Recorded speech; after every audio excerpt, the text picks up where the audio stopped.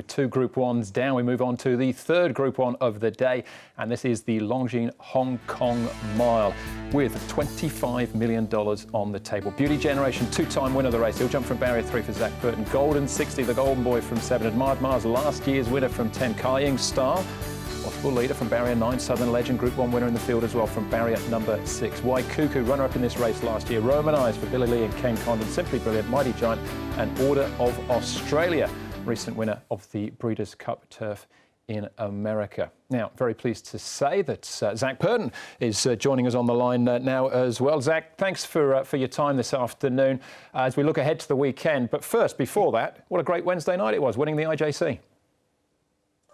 Yeah, it was. Luckily for me, I had some good barrier draws and my horses were able to take advantage of that.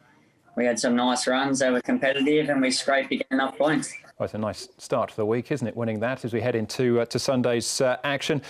Before we get into Beauty Generation, I suppose the other obvious horse to talk about is Exultant. How's he looking ahead of his bid to recapture the Vase? Yeah, he's good. I actually watched him work this morning from the trainer's stand. He come past me, he was striding out well, he had his ears pricked.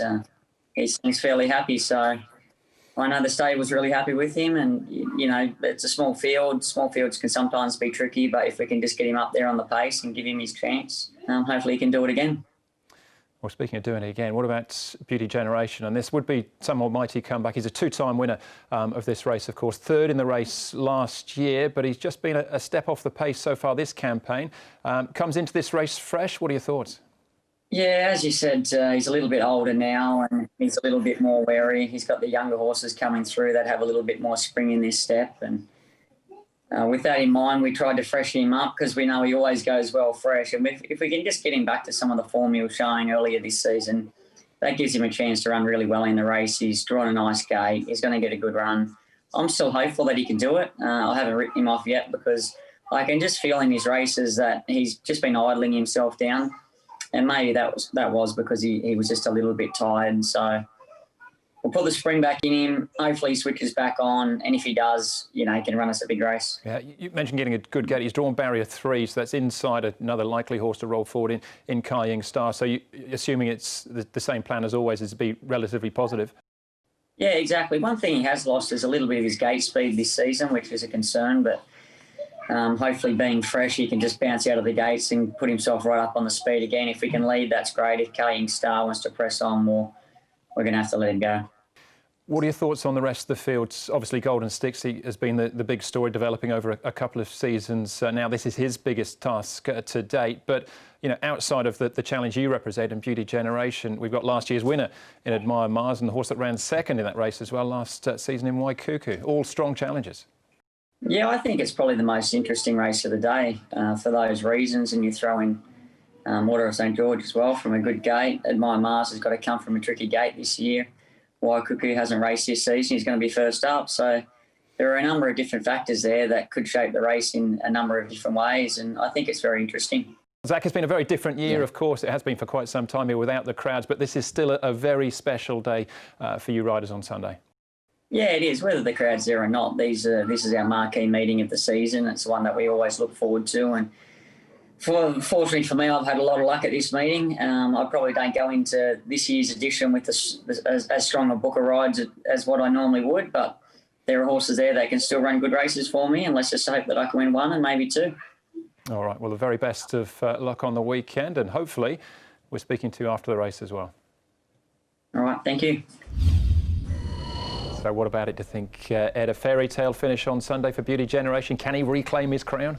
I'd love for him to be able to do so, but I don't think he can, Andrew. He's been a marvellous horse, a great advertisement for Hong Kong racing ever since he won this race back in 2017. He's an 8-time Group 1 winner, and even when he didn't win this race last year, he was still gallant in finishing 3rd, but I think his best days might be behind him. I think we saw that with his latest effort. Of course, the big local hope now, Graham, is Golden 60, who's been foot perfect all through last season and the start of this again. Just whatever they put in front of him, he keeps knocking down. And he knocks them down with a tremendous turn of foot. If a horse can run 21.6 for the final 400 metres in a good quality mile race, there's only a limited amount that the opposition can do. And if he does that again this weekend, he's either going to win and become an international star, or some people will be saying, what happened with the ride?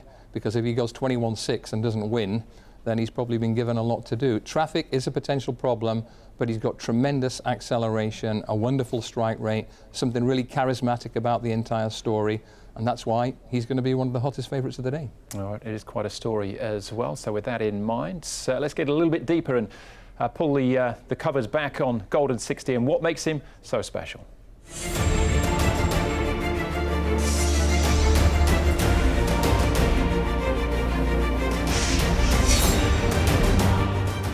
Amazing, you know, it's like riding a top sprinter.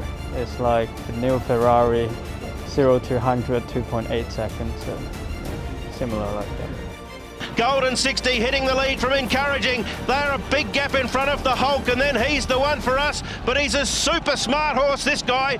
Golden 60, another nice win. 200 metres left to go. Now the explosive turn of foot is in here from Golden 60. He's race clear now, more than this, giving chase with Champion's Way. He's been the gold standard so far, and Golden 60 stretches his record even further. He's a terrific 4-year-old. No matter 12 or 2000, he can, you know, still have that kick, and it's pretty amazing. You know? So for him, I think mile and 2000 is no problem for him. What a battle! Golden 60 goes to the top now. 10 starts, 9 wins. He's a cracker.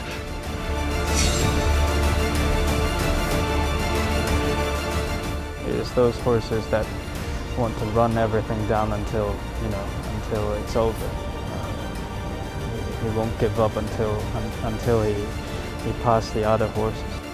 Golden 60's a length away. He's the only danger. Playa del Puente, still a length. Golden 60. He's running out of time. He's coming now. Golden 60 drives. He's won it. He tries really hard since his first race, and you know, track work is different. But in races, he switch on another mode, and you know, he get it done.